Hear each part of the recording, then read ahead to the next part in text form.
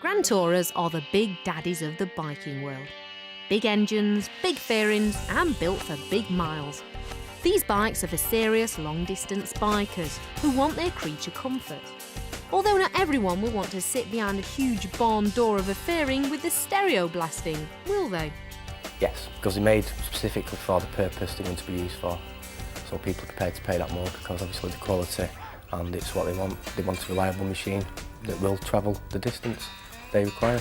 Well, if you like all your mod cons, Grand Tourers are packed with them. And the large capacity engines, typically 1200cc and upwards, are capable of all-day riding. OK, they're not going to be as flickable as an R1, but that's not what they're designed for. The styling isn't about to grace the London fashion show, but it's what's needed for a monster tourer. So how user-friendly are they? They're not really practical machines, but obviously they're used for long journeys, and obviously they are a bigger machine, so they don't filter through traffic very well. Not very good for town work, and like I say, unless they're used for courier work, which then obviously the courier rider gets his head on these problems.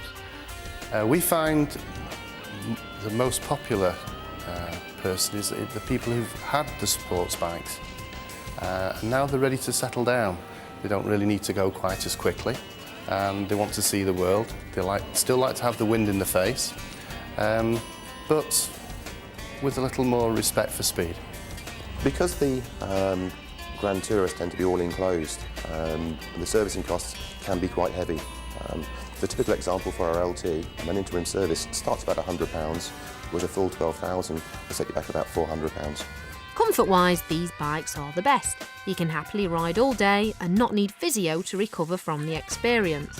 Most of these big fellas come fitted with hard luggage, which is perfect for camping trips abroad. The only downside is the sheer size and weight of these machines. Don't drop one, for God's sake, you'll need a crane to help pick it up. They aren't slim either, so slipping through stationary traffic could be tricky.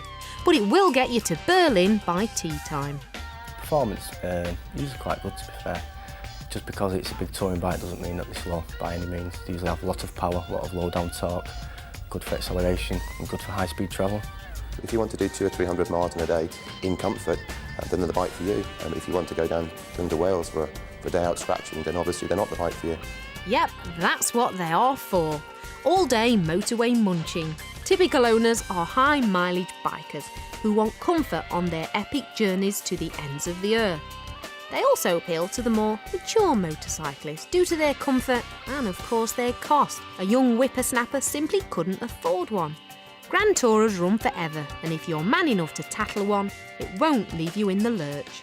It's the ability to be in biking and being able to tour, being able to see the world and see it comfortably.